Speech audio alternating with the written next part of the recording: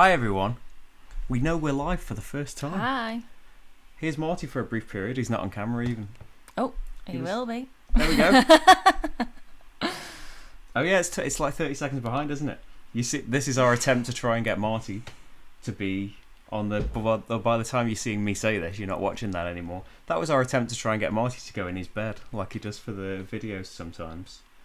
I haven't tweeted the thing yet. Right.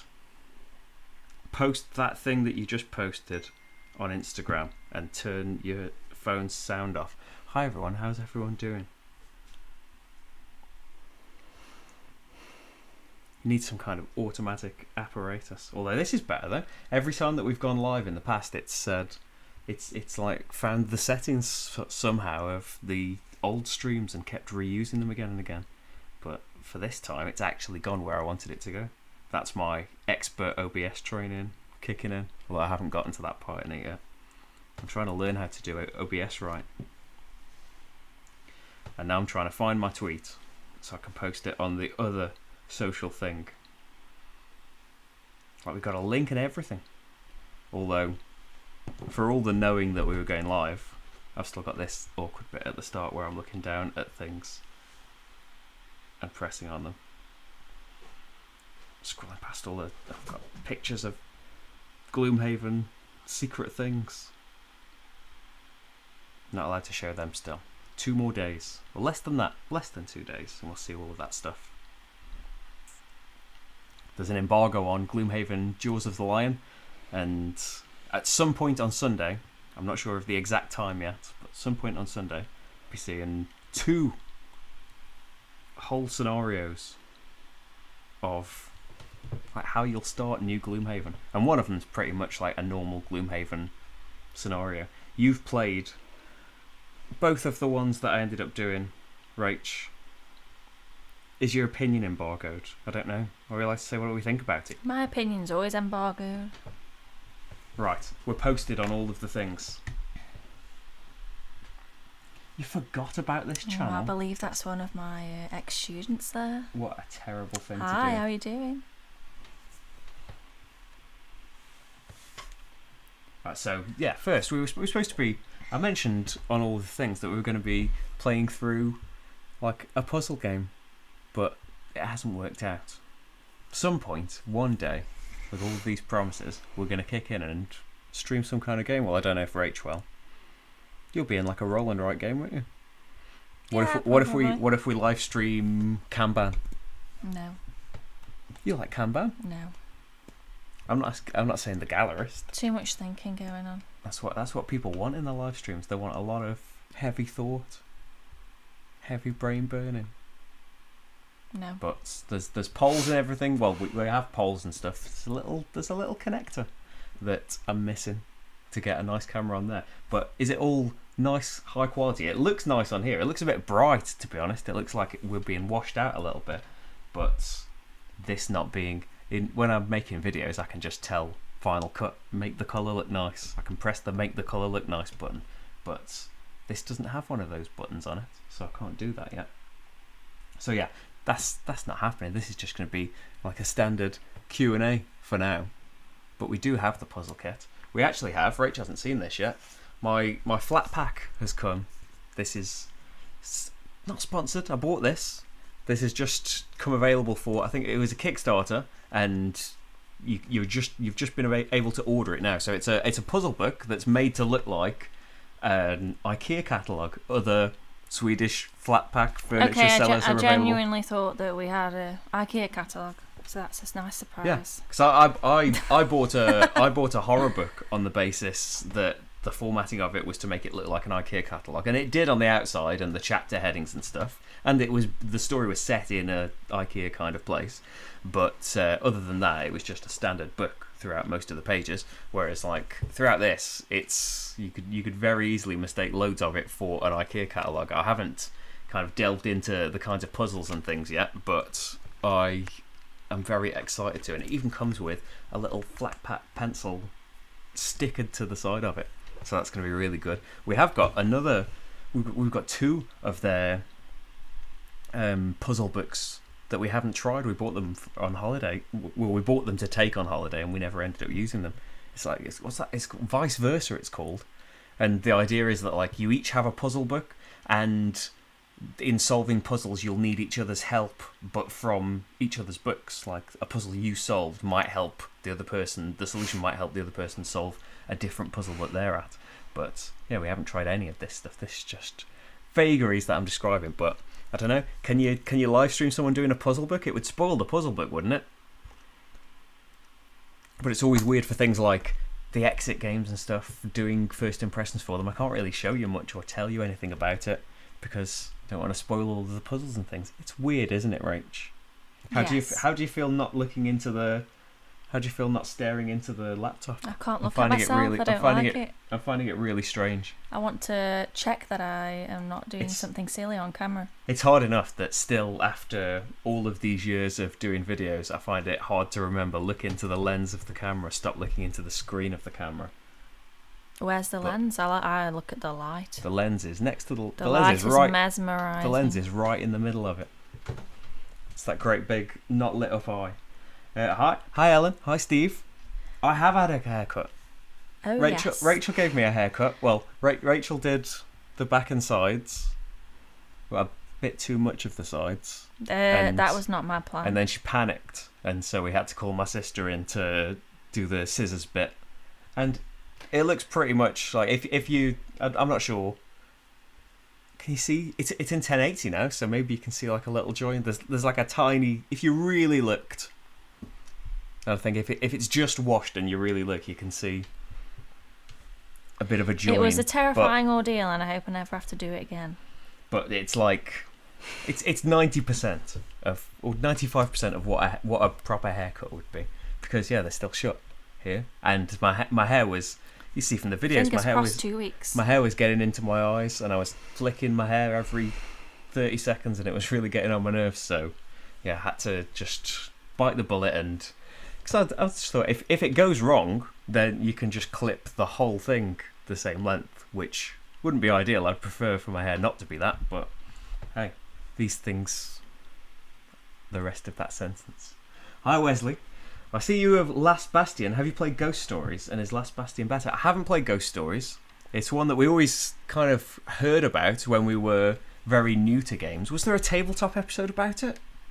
Probably. I think it might have been a tabletop we watched, because that's how we got into a lot of our first board games that we tried, was from watching loads of tabletop episodes and then buying them all, and then realising, oh, we're not having as much fun as they were having in that TV show, and then finding out there's different types of games for different people. But yeah, I've heard it's harder, isn't it? Last Bastion is like, so it's they told me in Essen that it's to celebrate the 10th anniversary rather than doing just a deluxe version or whatever of Ghost Stories. They'd go back to it and think of a new way of doing it and streamline it a little bit.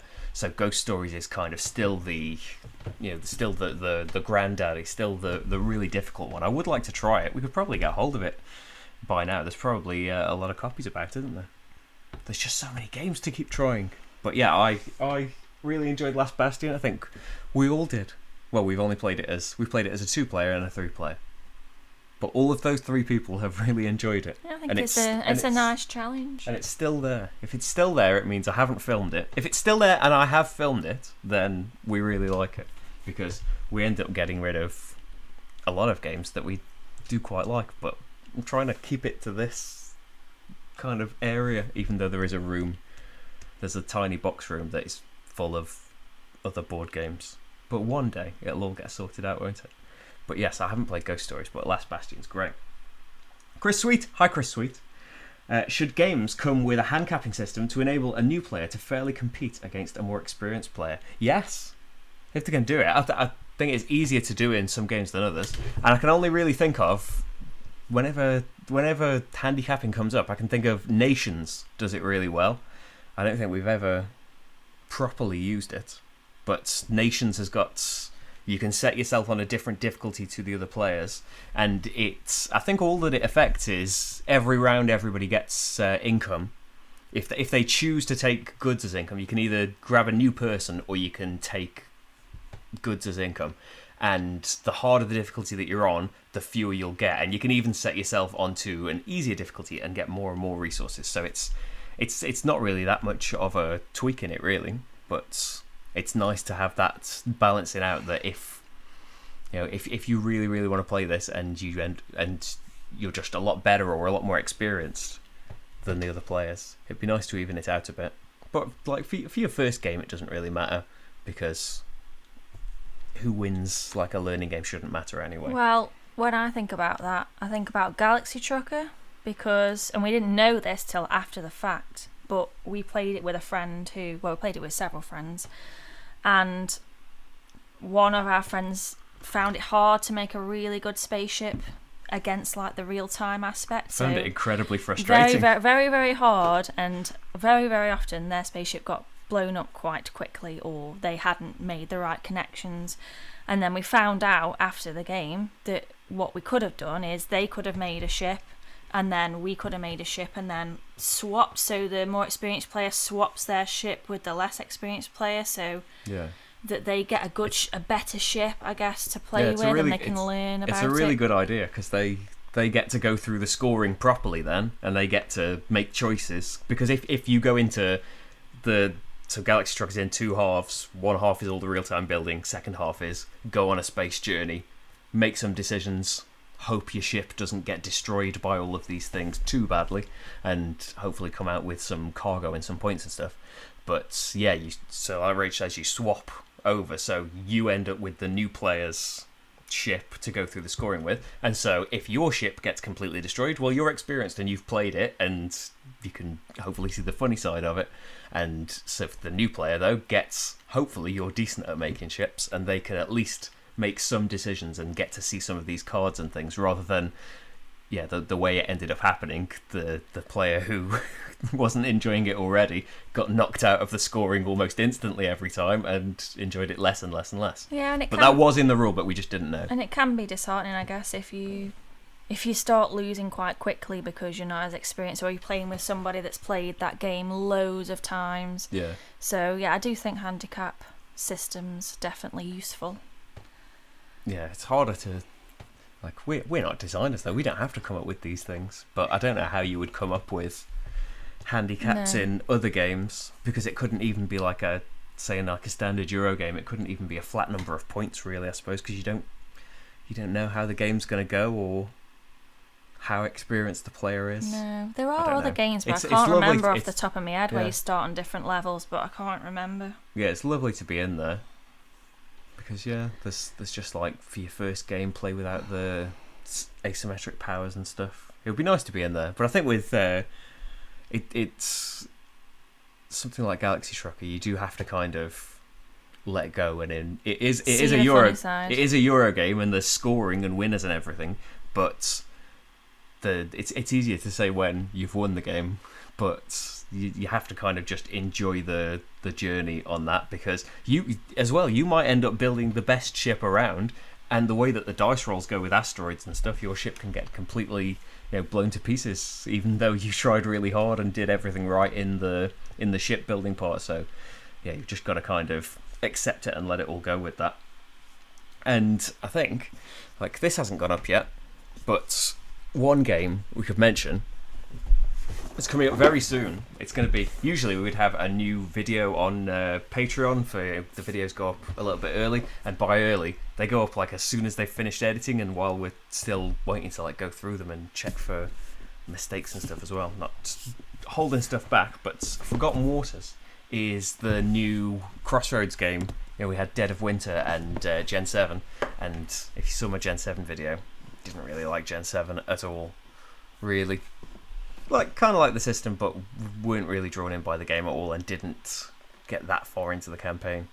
But Forgotten Waters is kind of like, it's still kind of progressing, and there's similar things amongst all the Crossroads things. But I feel like Forgotten Waters embraces that kind of thing that we talked about, of just have fun. Try not to worry so much that it's a game. Not so much that's like, you can just forget about anything and choose anything and everything's going to be fine. You've still got choices to make. But I really liked this is like first impressions of Forgotten Waters, but I really liked that you can just it says like don't the scenario book pages with all of these choices and results that you might get on dice rolls, but it says, don't look at those when you're making your choices.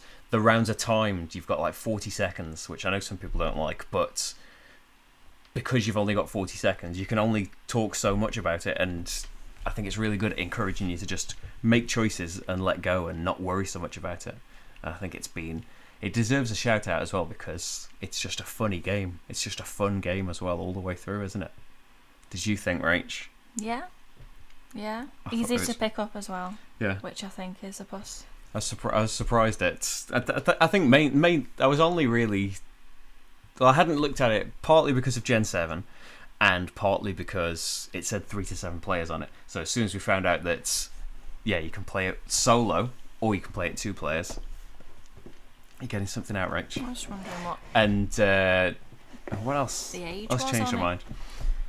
And that it didn't when I'd actually started looking at it, that suddenly it wasn't starting to take itself as seriously as Gen 7 seemed to be, and like credit to it, it was trying to tell a story across a great big campaign and stuff. But the trouble with that is, if a few games in that story hasn't grabbed you, then what are you going to do with the rest of the game? But if like this, the scenarios are in parts, so it's like 2 sessions of 2 hours. It seems to be. Some scenarios might be different, but in the ones that we've only played 2 different scenarios.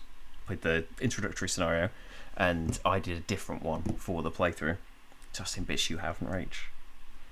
It was good. Of you. I didn't win. Well, that's spoilers. But yeah, I don't delete that out. Well, you don't know which scenario I'm talking about either. But I didn't see all of the story in that. But it's good for, even though like it's kind of like a storybook. So it's a game with an app. So you'd imagine before apps it would have been a great big storybook and flip to this particular page and entry and stuff. So the app does all of that for you, which again I know is a downside for some people. But the advantage of that is that for at least a limited time anyway, it can kind of remember things that have happened in the past and do callbacks to some of those previous events. And also when you type in the same number sometimes, different things can end up happening. So if you end up on the same page in a row because you're boarding a ship and the fighting is taking a while, or maybe even you've boarded a ship earlier in the scenario and then later on you do it again. So if you get the same dice rolls and make similar choices, then you're typing in the same numbers in the app, but it gives you different things each time. I'm not sure how deep the well of all of those entries goes, because we've only played it a little bit, but it'd be really good if there's loads of stuff in there. Hi Glenn, I'm glad you like the channel. So what's everybody doing? We're just here for a chat, really. What do you want to talk about, Rich? What's your game of the week? You said you'd prepared a game of the week segment. I did not say such a thing. I've been working all week. I haven't had time for that. I haven't played haven't really played. My game of the week is the game that we're not allowed to talk about. Yeah. Well, are you even allowed to say whether it was... So there's an excuse for me not to talk about a game. Are you even allowed to say whether it was a good or bad experience? I would say an excellent experience. You can't say that. Why not? I don't know. I'd say that back. It was rubbish. Especially for me, because like I said this in the Frosthaven video as well, that Frosthaven was a paid video, like all the Kickstarter ones I've been doing for a while now. And always say that because some people are concerned about bias and stuff, but I would say far more than any payment or it being a Kickstarter or whatever, the biggest bias is that I've been on countless videos and guested on other things talking about how much I love Gloomhaven and how it's my favourite game, and so that's the biggest bias. That's not spoiling anything about Jaws of the Lion at all. But I said this about Frosthaven. What could it have done to make me say like a load of negative things about it? As long as it's like the core Gloomhaven, gameplay with new stuff, more complex stuff in Frosthaven's case, then I'm happy about that, really. Glenn, what new games to be released in the second half of 2020 are you each excited about? What do you know that's getting released in the second half of 2020, Rach? Rach doesn't. I don't know, when's Frosthaven coming out? I think Frosthaven... Is Frosthaven 2021? Oh, we've got to wait that long. It must be. It can't be. Well, we haven't... We're supposed to be designing a scenario and we haven't handed it in yet, so... I presume it's not being delivered anytime soon. Otherwise, there's a panic. I think we've got a couple more weeks on that, and then we need to hand our stuff into Isaac for that, and hope that he doesn't screw it up and throw it straight in the bin. Well, I mean, there's some other idea, super secret things coming out, and Tom probably knows more than I do what you can say. Can you mention the other thing? No. Haven't. I do know something that I don't know. Comparatively to other people that have channels and things, I don't think I get let on that many secrets. But I know a secret, and I would love to tell you. Tweeted a picture of it. That would be one of the things that. So I don't know if you're allowed to I'm say really excited about. What it's a part of. Well, we could have just like not even skirted around that. We could have just been vague about it and say that Queen Games have been tweeting about Steffenfeld City Collection. And we all know how much I don't know what that Steffenfeld. I don't know what that could mean, but that is true. Like, even if maybe I know something, but even if I didn't know something, I would be really, really excited about that. Reprints or new games or anything. I'm well excited for any kind of Steffenfeld, unless it's a retheme of Merlin. I wasn't really into Merlin, but Frosthaven, March 2021. So we've got a wait on that. One thing that we have... What about that picture you showed me? When's that coming out of the DICE... picture I showed you? DICE game. Yeah. Theme park game. Oh, DICE theme park? Yes. That's probably 2020. I don't know what I'm allowed to say. Well, they've I don't know what's private and what's not. That was from Facebook. Yeah, we can say that. Yeah, well, there's no that. Cutting this stuff out, is there? No. Yeah, DICE theme park is a really cool thing. There is a game. What is the name of it? Vladimír Suchý, who designed Shipyard and Underwater Cities and all of his great games, Pulsar 2849. He has got a new game coming out about Prague. That a lot of these things we would be saying is going to be released at Essen, but it's just going to come out around the time of Essen. Hopefully, I know some stuff will get delayed because of it. It is called. Come on, BoardGameGeek. No, put them in date order. Year published this year. Praga Kaput Regni. So that's why I didn't remember the name of that game. But yeah, it's another big Euro game. So last year we had Monster Baby Rescue from Delicious Games. Vladimir started his own company with his wife, and they did Underwater Cities as their first game. What a game to come out of the gate with! The best game of 2018, Rach. What was it? Underwater Cities? No. You didn't really like Underwater Cities, did you? I think we're fine there. I don't like a lot of those games. I think it's the best game of 2018. Yeah, you don't really like... I don't think you've liked any of Vladimir's games. Last Will? Yeah. I don't think you disliked Last Will. I don't think you loved it, but you also didn't dislike it, whereas I don't think you enjoyed Shipyard and Pulsar and... I'll play Shipyard. I've had to play Shipyard many. Because Shipyard is amazing. I would even say Shipyard. Times. Shipyard is even better than Underwater Cities. What a compliment! If I want to play a game about ships, I would play. Where is it? I was going to point it out, but is it even on there? I don't know. Nauticus. Nauticus is it's too high though. It's too high for the camera. It's right in the corner. Yeah, someone suggest that for a playthrough. That would be good. Nauticus. If that won one of the votes, it's a Kramer and Kiesling game about building ships. That's a really good one. But yes, Vladimír Suchý's new game. I don't even know much about it. I just know big Euro game. Vladimir, I'm well into it. What else was I going to say? I was thinking of another Essen 2020 potential release. I can't think of it now. It's gone. Nauticus has knocked it out of my brain. But something that's coming up very, very soon. I don't know about when it's coming up on the channel, but in terms of our lives, Project Elite is coming out with its new Cool Mini or Not version. They did a big Kickstarter for it a couple of years ago now, and so I don't know if you've seen it. It's a long time ago. One of the first videos on the channel. It's like in the first 5 videos that I ever did is Project Elite, which is a real-time space game where it's a lot of dice chucking, Escape Curse of the City style, where keep re-rolling to try and get the results you want, but in doing so you might roll bad things. In this case, you're letting every time you roll a bad face, the aliens move forward, and if they get into your base, it's You do it's have fun. videos from very, very early on. Yeah, I've got three playthroughs I made for that single game because we just I should get back to the chat and stuff. We went to the UK Games Expo. I think it was the first year that it wasn't in the hotel, and Project Elite was just there, and we didn't really. I'd only been doing a channel for about a month, so obviously I think I had like 10 subscribers, and so I just bought it after agonising over it for ages, and then it turns out that the Kickstarter hadn't delivered yet and was going through a bit of controversy, and so yeah, there was lots of calls to make more playthroughs for things, and so you can watch 3 full playthroughs, and I think they were all in different styles as well. I remember having a camera over my head that was looking at the board, kind of foreshadowing static camera. It's kind of a picture-in-picture thing. I don't know how I did that because I didn't have the equipment to do that back then, but I can't think of the other game, but I'm very excited. Something that's not technically a board game though that I'm really excited about is, what are these? This is what I was on Kickstarter for. These magic puzzles. I don't know if you saw this on Kickstarter. It's board related. It's cardboard, isn't it? Jigsaws. Now Rachel's more the jigsawyer.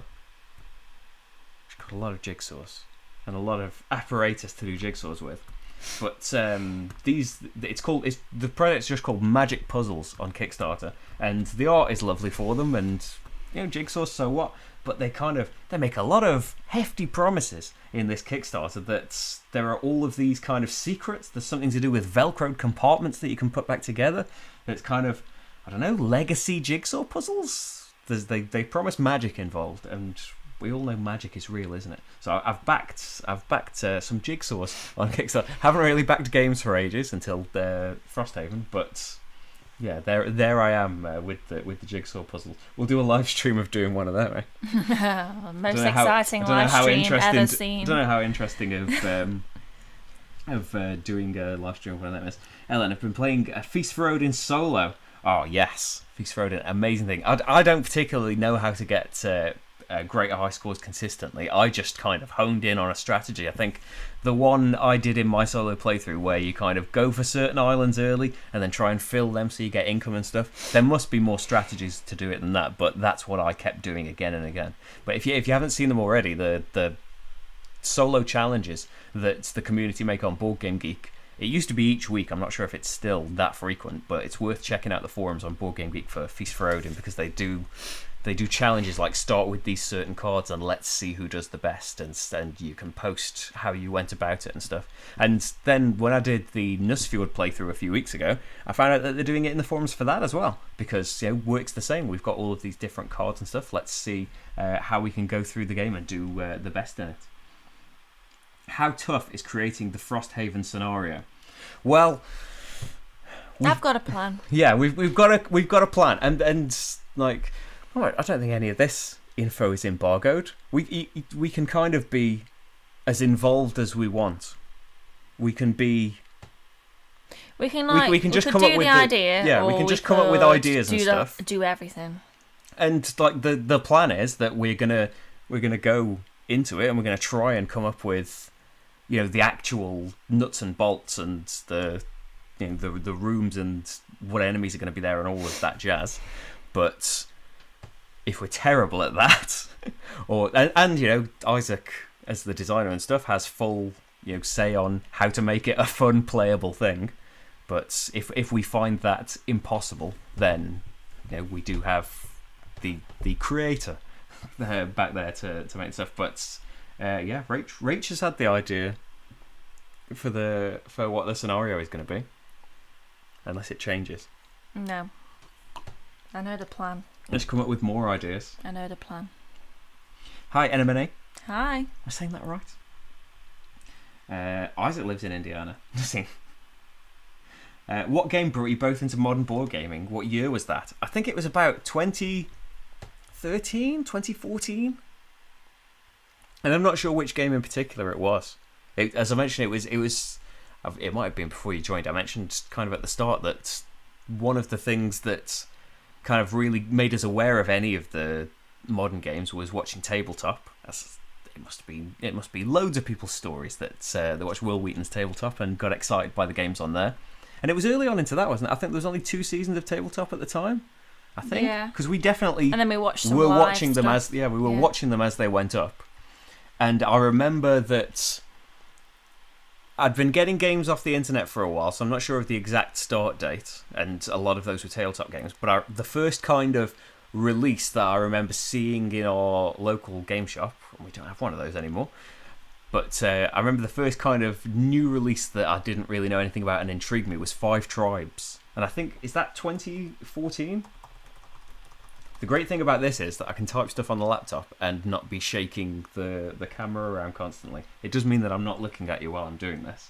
But 5 Tribes is 2014, yes. So I reckon late 2013 maybe, early 2014, yeah, something probably like around that. about the time I started teaching. I think, yeah. I think maybe it was like my birthday in 2013. Agricola would have been one of the very early games, because I had Rach got it from me for my birthday, because I had gone on BoardGameGeek and just looked at the top rated games, and number 1 was Twilight Struggle, and I clicked on, and it was like 2-player intense, Cold War simulation, and I was just like, well, that doesn't really sound like me. And then second one was this Euro worker placement farming. Then I don't think I really knew what any of that meant exactly, and I was kind of thinking, well, the game about farming sounds a bit boring, but it's the number 2 rated game, so let's go for it. And yes, it deserved that rating. I don't know where it is now. I don't think it's even in the top 10. Shame. Maybe even Caverna's taken over it. I don't know how to quickly get to the ratings on BoardGameGeek though to check. But Agricola would have been a really, really early one. Where am I? Did you like the solo mode of Underwater Cities? Yeah, I really enjoyed it. It's I kind of like the rotating actions being disabled. So it's not the same at all, but it reminded me of the solo mode of the Gallerist, where there's only 4 action spots in the Gallerist, and the solo mode is just Lacerda, the AI player, is going to move 1 space clockwise every turn, and he's going to leave a worker behind, and if you or one of your assistants is in the space that he moves to, he kicks you out and you get a kicked out action.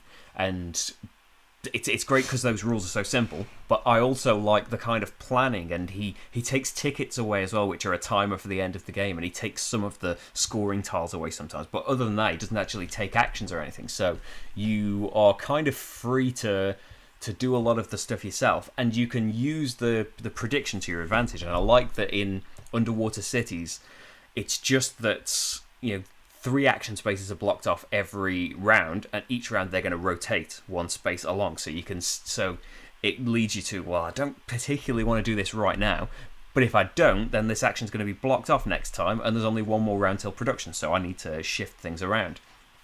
And then it's got a little extra thing on, because the Federation track is something in Underwater Cities that's to do with player order. You get bonuses for going up this track, but it also determines player order, and in a solo game that's obviously way less powerful, because who cares who goes first? It's only you playing. But it adds a thing where if you don't go up the Federation track at all in a round, then another space is going to be blocked off that is just going to be determined by the draw of a card. So it could be anything that you can't predict what that's going to be, and the only way really to be sure that the action you want is going to be available next time is to make sure you go up that track that's probably not like an optimal action. And yeah, it's probably the main way that I'd play Underwater Cities now, because Rach didn't really like it. Maybe you'd love it with the expansion though, Rach. There's some kind of museum board in the expansion that you can't play solo, because it's like a race for things. I don't think it would change your mind though. I have no desire to play that game again. Don't say that. Vladimir might see this. Sorry, Vladimir. You want to play his prog game? I have nothing against you. It's lovely. It's just too hard. Jonathan, Last Will or Prodigal's Club? Have to say that my gut says Last Will, but that is kind of an unfair judgment because we hadn't played either since probably the time Prodigal's Club came out. When was that? 2015? Things happened ages ago. Is it 2015? It's whatever year. That was the first time that we saw Paul Grogan, and he was dressed up in a top hat and stuff at the UK Games Expo to promote that game. So that's how I think of Paul. He's a man in a top hat. But so we got it that year that it came out in Essen, and I remember really enjoying it. But that's like 4.5 years ago now. So I need to play it again. We did play, that was probably about 6 months ago now, but I did get Last Will out again just as a kind of whim. I was putting it in the votes. I do a vote on Patreon for a playthrough every month, and it did not get many votes at all. So there's no risk of it being a playthrough anytime soon, but I just really, really wanted to play it because it's kind of, I loved Go for Broke when I was a kid. It's a great game. And Brewster's Millions, amazing film, amazing idea of just trying to get rid of all of this money. So I wanted to kind of replay it to just see. Well, between that and the Prodigal's Club, it's taking up nearly a whole cube. So is it worth keeping? I think Last Will definitely is, and Prodigal's Club, it needs revisiting so I can say for sure. But I think I liked it more at the time. Who knows now? But we never got a chance to play. So Prodigal's Club has got these different modules and stuff that you can play with, so it's different every time. But you can make one of those modules Last Will and play this great big, Uber board game. I was going to say, what's the name of when the Transformers all get together? I can't remember it.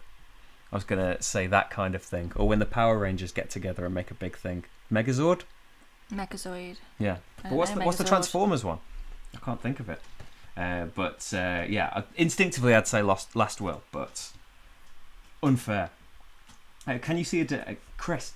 Can you see a day where I'll be able to play AI opponents that calculate moves on the board? I could definitely see a day. I don't know how soon that day would be, but I do think that solo gaming, just in the time that we've been playing, and I didn't play that much solo to begin with. It was around, I always say like that year. I think it was 2016. When Feast for Odin and The Gallerist and something else was out, and I played solo a ton then. I was kind of building up before, and even since then, when I've gone back into playing more now or done them for playthroughs and things, I think that they are getting far more interesting. And there's something like Agricola's solo mode, which is not to be down on Agricola. Loads of games are like this in the solo mode, where it's just play the game and try and beat your own score. And the beating your own score isn't a particularly bad thing. It's more nothing is changing because I'm on my own, and it's a worker placement game. And normally I would be having to think who's going to take these spots and who's going to get in my way. When should I do these things? If you're on your own and everything's wide open, it doesn't really matter, and it kind of takes away from it. But I think that games like, especially David Turtsey, who is involved in every game under the sun these days, he designs, so he does tons of his own games, but he also designs a lot of solo modes for other things. Now, this laptop is kicking out some noise, isn't it? We did one for, I did a solo mode for Teotihuacan. So he didn't design that game, but he did the solo mode for it. And it's this strange pyramid of tiles, and it's taking these actions, and it's got these ways of cheating. There is a little bit of kind of flow charting, and I did the solo stroke co-op mode for Defense of Procyon. And I think these things, Gaia Project is another great one, the Automa Project for that, and that's Automa Factory, not David. But I think that all of these solo modes are doing a great job of not having a ton of upkeep and a ton of rules to remember and getting in the way. There's a learning curve to begin with, but there's not a huge overhead for these things. And it's not exactly like playing an opponent, because you can't really predict exactly what they're going to do. You can have some kind of idea, which is nice to have. But I think they have got that feeling of competing against something. And while it'd be brilliant to have like an AI that you can actually play against, I like the way that things are going at the moment. I like these new solo modes. That reminds me, actually, we've got the Wingspan expansion that we haven't got around to playing yet, and I've never played Wingspan solo, and that's an Automa Factory game. Yeah, Automa Factory and David Turtsey. I'm sure more that I'm forgetting, but they are they're standouts in solo design. I've lost the chat. Magic puzzles. Have you seen the exit game puzzles? I've seen them. I think I saw them in Essen, but they were only in German. So if they've I've not chased up on this at all though. Have they made those in English now? Yeah, there's I don't think I even told you about this. There's the exit games, the escape room games. There's Ravensburger exit puzzle. It's on Amazon. Yeah, it's on Amazon.co.uk. 759-piece jigsaw, £12.70. Other websites are available. That's pay taxes and things. So yeah, I'll have to get on them. I didn't know that they were out in English. Yeah, looked like the usual puzzle game, but with some jigsaw elements. Yeah, I'm really into trying that. It's made from strong premium grade cardboard. Is that what you look? Is that what you look for in a jigsaw wrench? But yeah, there's at least 3 on Amazon right now. Brilliant. Because that's their main thing, isn't it? Ravensburger. They make jigsaws. I like Ravensburger. I like that more. Sounds pretty cool. But I think it probably makes sense, like it being that's the German pronunciation of maybe it's like Raven if it is the same word. What's that new electronic board game C1 wants to do with Zombicide? Oh yeah, is that kind of progressing? Do you remember seeing that? I think Dan told us about it.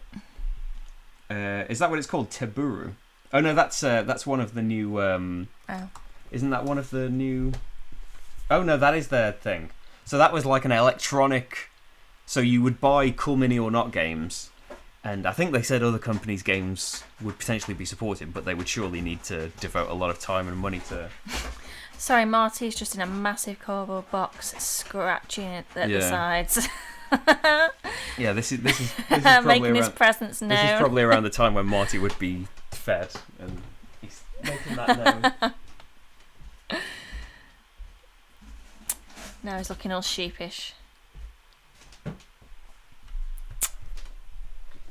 No, bye then, Marty. There he is. He knows that he's been told. So yeah, that was like a. Didn't it have like intelligent dice, and so you'd roll the dice and it would know what you rolled, and stuff would change on the board. Kind of, there's this nice. I really like the idea behind it. I couldn't really care less about Zombicide and stuff, and yeah, my thought, like a lot of things, my first thought is, well, that's gonna be far too expensive for me. It's a great idea, and I do really like the. I'm not sure if there's as much of an argument these days. I mean, I know even like a couple of years ago, there was still quite ardent supporters of no technology in games and completely app free. I don't have devices at my table, which is fine. But I really like it's the fact that we're having these fusions of technology doesn't mean that most board games still won't be completely cardboard. So yeah, what's happening with that? Has anyone got like an update on? Is that still being made? Have they abandoned that? Is Project Elite going to be compatible with it? Where are we? I backed those magic puzzle. I backed those 3 magic puzzles, and I don't really like jigsaw puzzles. Well, yeah, I like jigsaw puzzles fine. I did one when I was ill, didn't I? About a year ago. So I did an Only Fools and Horses one. It was good. But yeah, I'm not really that into it. But. Yes, I hope they're really good. I hope we enjoy them, Glenn. Steve, is Morty a character or an enemy in your Frosthaven scenario? I couldn't possibly tell you. Can't tell you that. Couldn't divulge secrets. We have to zip our mouths closed there. Yeah, be involved in some way, hopefully. All we'd not like sure to say is it will be a slicker drip scenario. Yeah. Not sure how overt it would be, because yeah, if it was a promo, we could make it as kind of Morty oriented as possible, but it's as far as I know, I think it's got to go in like the normal scenario book, so it's got to be something that normal players. Don't worry, Steve. I have a plan. Watch this space. But any new party game favourites? Not really, but well, we haven't really. Yeah, we would love to have a party. Yeah, we've only just played just with us for a long time. But Didn't something come up just before lockdown we were really into? Maybe not. I think we were just playing. Just always Time's Up. Yeah, it's always it's the old favourites. They've been that way for a few years now. So Time's Up, Wits and Wagers. Telestrations we haven't really played for a long time, but I'd still say Telestrations is a great one. Belratti is a great. It's not so much. It's a bit more than just a casual. Anyone can play party game, but it is a good one. What was the one? Oh, there's another one where I was thinking it's a party game, but it's not really a party game. Letter Jam is a really great game, but it's not really a party game. It can do a lot of players, but it's quite a thinky deduction game. But nothing brand new right now. Taburu. Oh, that's that Cool Mini or Not then. Favorite Masters of Madness 2nd edition expansion. I haven't played any of the expansions. We haven't really had the game for a long time. No. Well, we played. I couldn't tell you which scenario it was now, I'm afraid. But we did play one DLC scenario that I bought. It was pretty good, but it was kind of samey as the ones that were in the base game. Maybe it'll get tried again one day. Maybe. I don't know. Or maybe things are opening up a little bit. Maybe we're being a little more open to dice and stuff in games. I wasn't opposed to that in Mansions of Madness. It was just that the scenarios kept feeling the same by the time we'd played it a few times. But we do have a friend that's... I think he's still got Mansions of Madness and a ton of stuff for it, I think. Maybe. Might be making that up. Cup of tea. Let's go.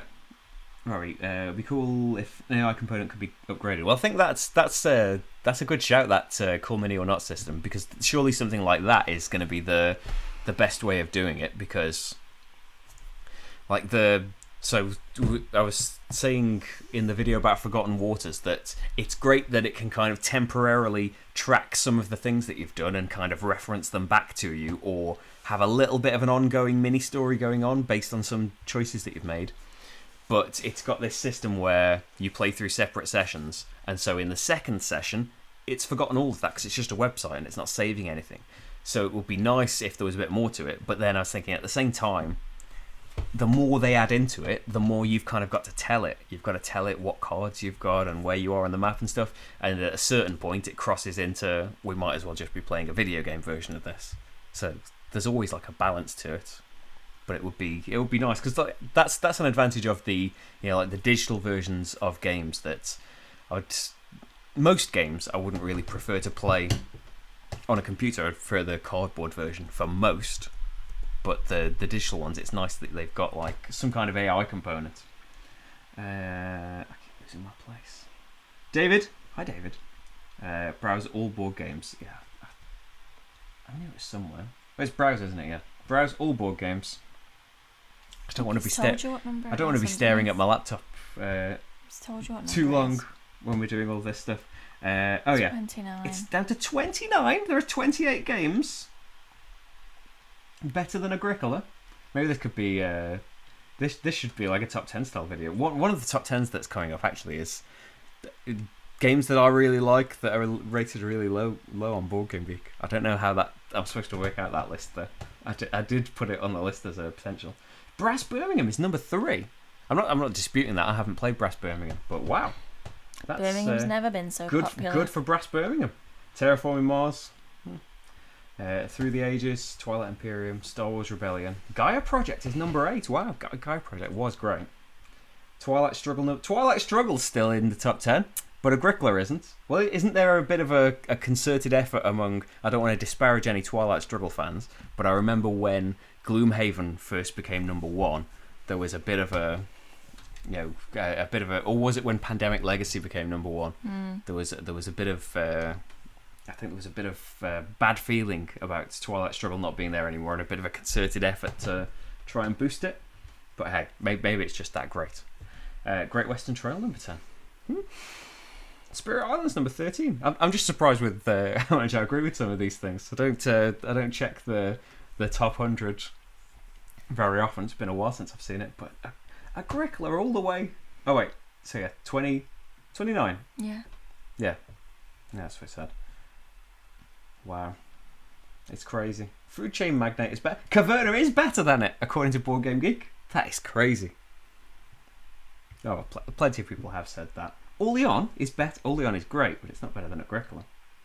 Feast for Seventh Continent is better. Oh, get off this page. The rest of this live stream is just going to be me agreeing and disagreeing with the positions of these games. Browse. Jonathan, what are your best Lacerda games to play solo, ranked? What are they all? So Gallerist is the best to play solo. Well, it's my favourite to play solo. Like I talked about earlier, how he goes around the track and stuff. I really like that prediction. It's the fastest as well out of them, and yeah, there's pretty much no rules overhead in it. And I really like, this is in a lot of Vita Lacerda's games, I really like having these criteria. So I was talking about beat your own score is nice, but I like that in Vita Lacerda's there's different kind of tiers of how well you did, and to reach those different tiers, it's like in the Gallerist, it's have this many paintings, have made this many artists famous, and have all of these things done, rather than just shoot for a particular score, which you could just go about the same way all the time. You've got to try and get all of these disparate things done, and I like that. So out of those up there, Kanban's not on there. Kanban, Kanban has got Dale Bonacore. Always remember that name. It's just a user on BoardGameGeek that came up with the solo variant for that. So I know that when it comes out with its fancy EV Deluxe Eagle Griffin version, it's going to have a proper solo mode. So I'm really excited about that. But what would I say? I would say solo, Gallerist, Lisboa, On Mars, Vinos, Kanban. Is that all of them? Am I missing one out? CO2. Oh, where would CO2 Second Chance go? I would maybe put CO2 Second Chance second. I don't know. I think it might be a toss-up between that and Lisboa. But I like that, Second Chance is cooperative as well as its main mode now. And so, yeah, that really, for me anyway, that really elevates it. But yeah, I think that's... hopefully I'm not forgetting some great big Lacerda game there. They are mainly in one cube, though, for me to look at. Where are we? Wingspan Solo is very well done. I'm pleased to hear that. But yeah, I haven't played an Ultima Factory solo version that's less than excellent. Even, Viticulture is pretty basic, really. Just for the main game. I'm sure more gets added when you add in all of the Tuscany stuff. But just for the base game, all it's doing is picking spaces to be blocked off, and that's like a nice, elegant system. But when it gets to like Gaia Project, where you're flipping over a card and it's the pattern made in the middle of two cards being pushed together that decides all of these things, it's fantastic. Stonewall Jackson, what are your thoughts on Tekinu? That's one of the new board and dice games, isn't it? I thought that's when we were saying what's the Cool Mini or Not one, Tiburu. I thought that might have been one of them because they're coming out with T games are their thing. But I don't really know much about it. Again, it's one of those things where I'm kind of happy to go in not knowing very much about it. Just being Danielle Tascini, I would be excited to go in because of Zolkin and Teotihuacan. But yeah, I really like not to inflate his head anymore, but I really like David Turtsy's design as well. So those them working on something together will be great, and I like not stage presence, table presence, and it's got that great big obelisk in the middle, isn't it? So I've been very vague about it, but there's no plans to make a playthrough. I'm sure that. Yeah, pre-orders are happening for it. Is it coming out in August? One's coming out in August and one's coming out in October, I think. So yeah, I'm fingers crossed there will be a playthrough. I haven't heard anything from Board and Dice about it, but yeah, hopefully. What are your predictions for Kenner and Spiel winners? What are the full nominees? Spiel Deljar. Just getting the nominees and things up. I don't remember them all. And we haven't played a lot of them either, I don't think. Like My City, I think, is just about to come out in English. That's Rainer Knizia's done a legacy game. I've seen Cosmos UK tweeting about it, so it must be on the way. Nova Luna, I want to get a copy of, but you can't get a copy ever since it got nominated. Because I didn't realise that it looks like this nice tile-laying puzzly game. but it's designed also. Just check this out. Isn't it designed by the designer of Roll to the Top and Habitats? Double checking that for accuracy. Come on, internet. Yes, it is, and they're fantastic. It's Factory Fun as well. We've never had Factory Fun. We've played it once at a game group years and years ago. Do you remember Factory Fun? Where you're making all of these pipes and things. You're making this crazy factory. I really like that as well. So he is absolutely fantastic at Tile Lane Games. So that should be really great. So they're the Spiel des Jahres nominees.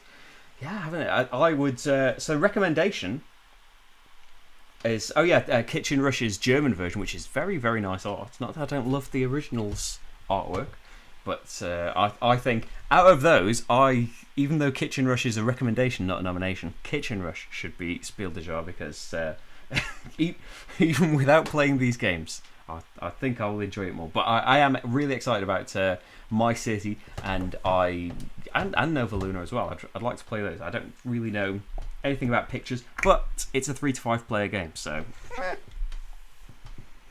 will you get on that for me, Rach? Rach remembered something needs to happen at 7. So did you just want to do that? Yeah. Apologies. 30 seconds left as well to win an auction on eBay. So yes, that's the Spiel des Jahres. Kenner Spiel des Jahres. I don't tend to know any of the Kenner Spiel des Jahres games. I have got Robots. That's one of the nominees. It was kind of, we got these games from NSV, and I need to film the video actually. We both need to film the video for the game Nice and Simple, is it called? I saw that's on the front page of BGG. Game Night have just done it. It's spoilers for that playthrough. It's probably a little bit harder to get to grips with than the game. But yeah, maybe we'll play through Robots. Where's the Kennerspiel? Cartographers. I wonder if I was excited about Cartographers. It's from the designer of, well, it's not from the designer. It's from the publisher, isn't it? Of Role Player, and it's one of the Role Player universe games.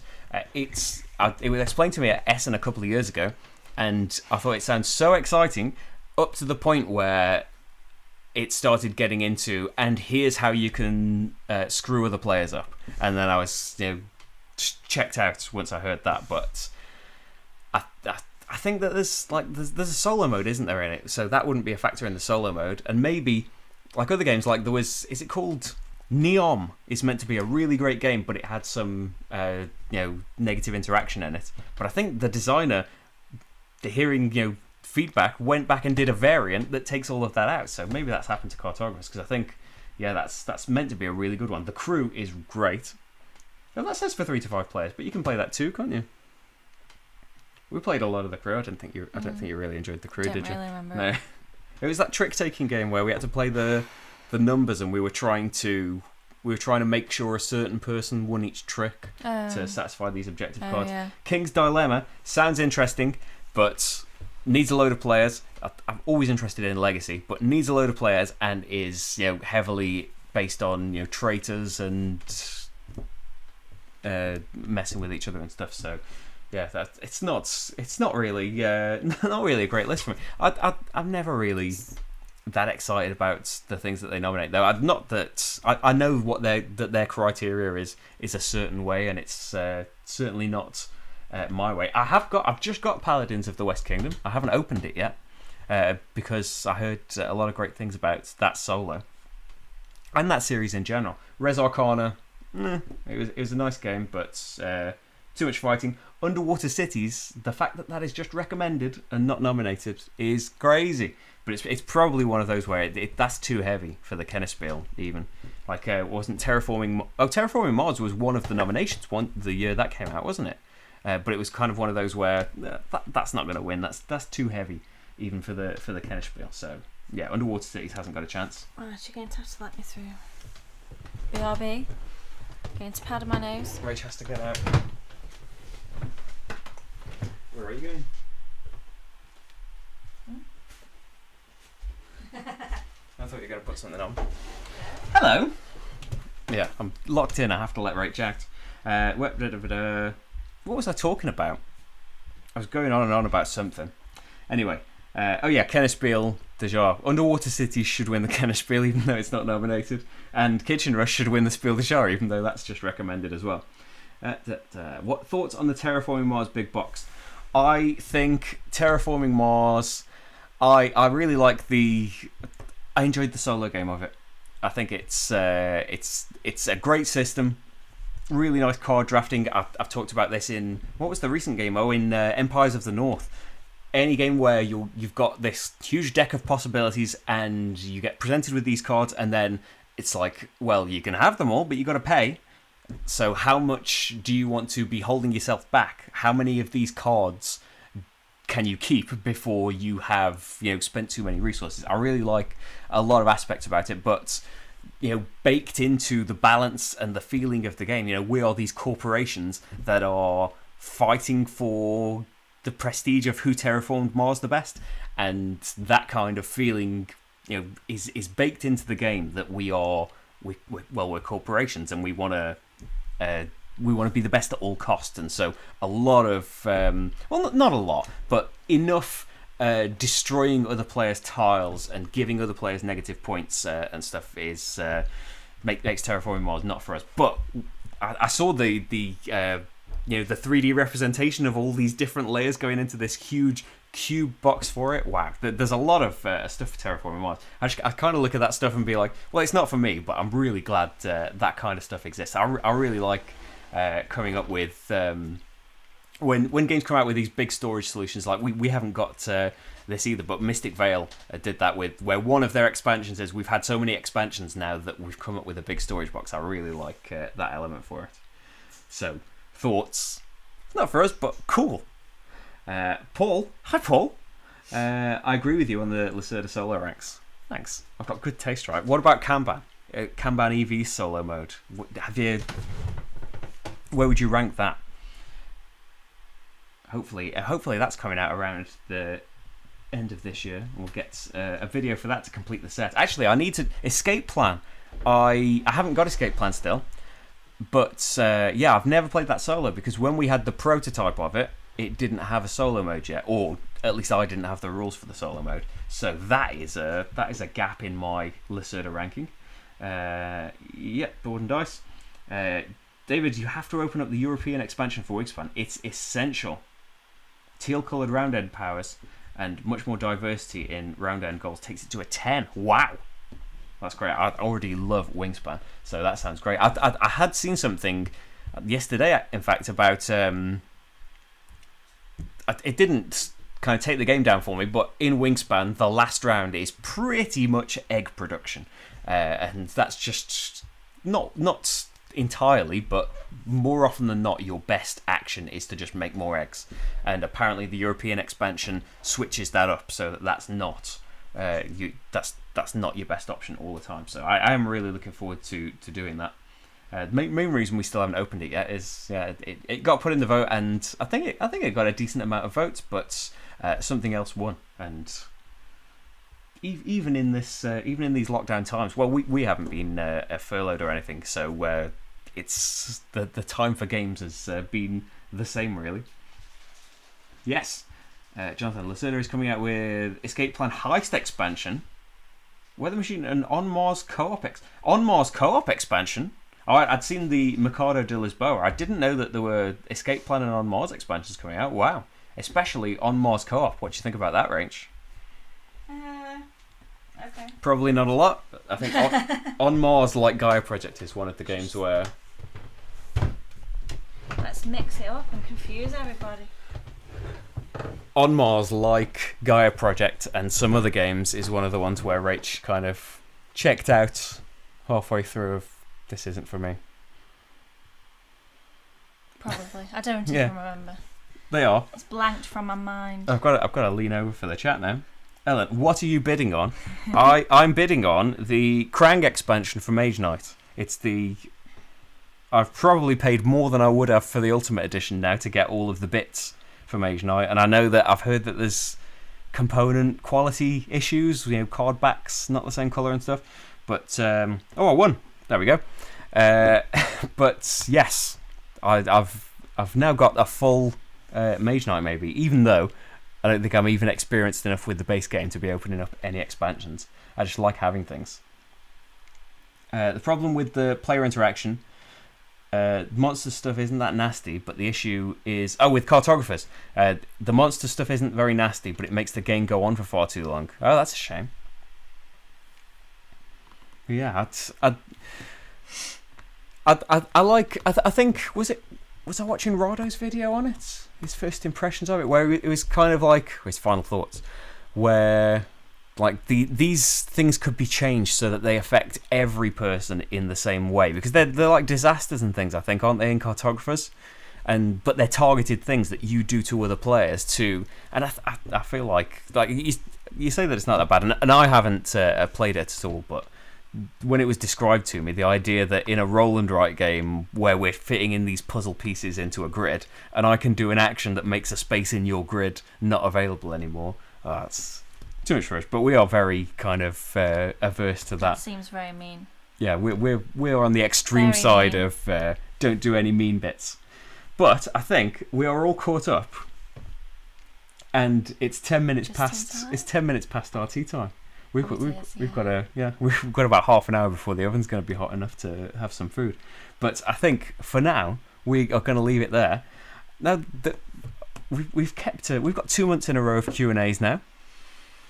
We're going to keep it up for July. Can't believe it. Probably have it earlier in July. This Q&A has been kind of put off, partly due to we normally do it on Saturdays, and we're doing things on Saturdays, and so like we hadn't been able to stick to it. But yeah, maybe more people can join us on diff. We'll keep switching the days up, some people will be busy at the weekend. Some people will be, because this is like, is it 11 a.m., 10 a.m. or something in the west coast of the US at the moment, so it's still pretty early, and if you're back at work, this is no good. But what time would it be in the evening? I'm making this go on longer. Thank you for joining us. We'll be back soon is what I'm trying to say, but hopefully early in July, maybe we will be streaming a game.